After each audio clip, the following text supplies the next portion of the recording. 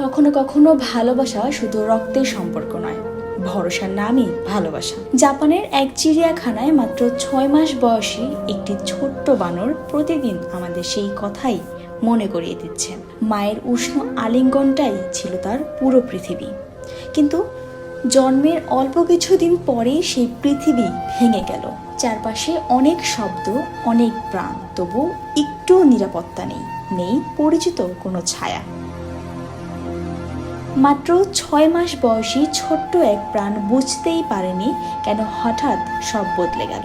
অথচ এই নির্দয় শূন্যতার মাঝেই সে খুঁজে নিল নিজের মতো করে ভালোবাসার এক আশ্রয়, একটি কাপড়ের ছোট্ট পুতুল, যেটিকে সে বুকে জড়িয়ে ধরে যেন বলে, তুমি থাকলেই আমি একা নই।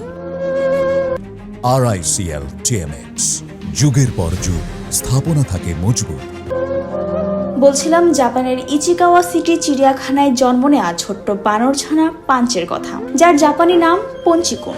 জন্মের কিছুদিন পরই তার মা তাকে ছেড়ে চলে যায়। মাহারা সেই ছোট্ট প্রাণটা হঠাৎ করেই একা হয়ে পড়ে এই বিশাল পৃথিবীতে। দলের অন্য বানররা তাকে সহজে আপন করে নেয়নি, কখনো ধমক, কখনো দূরে ঠেলে দেওয়া। ছোট্ট পাঞ্চকে সহ্য করতে হয়েছে অনেক কিছু, কিন্তু সে একদম একা ছিল না। তার বুকের ভেতর ছিল একটা ছোট্ট ভরসা, কাপড়ের তৈরি একটি ওরাং ওটাং পুতুল। সারাক্ষণ সেটিকে জড়িয়ে ধরে থাকে পাঞ্চ, কখনো বুকে চেপে, কখনো পিঠে তুলে নিয়ে ঘুরে বেড়ায়, যেন সেটাই তার মা, তার বন্ধু, তার নিরাপদ আশ্রয়। এই দৃশ্য সোশ্যাল মিডিয়ায় ছড়িয়ে পড়তেই বিশ্বজুড়ে লাখো মানুষের চোখ ভিজে ওঠে। একটি প্রাণ যে বুঝতেই পারেনি কেন মানেই, সে নিজের মতো করে বানিয়ে নিয়েছে ভালোবাসার এক পৃথিবী। চিড়িয়াখানার কর্মীরা জানান, ধীরে ধীরে পাঞ্চ দলের নিয়ম শিখছে। সম্প্রতি দেখা গেছে অন্য বানরদের সঙ্গে সে খেলছে, কেউ তাকে আদরও করছে। তার ছোট্ট হৃদয়ে আবারও জায়গা করে নিচ্ছে নতুন সম্পর্ক।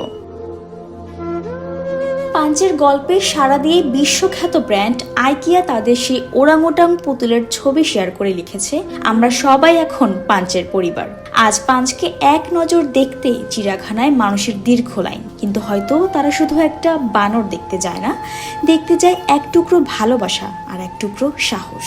মা হারানো সেই ছোট্ট পাঞ্চ আমাদের শিখিয়ে দেয়, ভালোবাসা কখনো হারিয়ে যায় না, শুধু রূপ বদলায়। কখনো তা মায়ের হাত, কখনো বন্ধুর কাঁধ, আর কখনো এক টুকরো কাপড়ের পুতুল। Desk report, Bangladesh bulletin.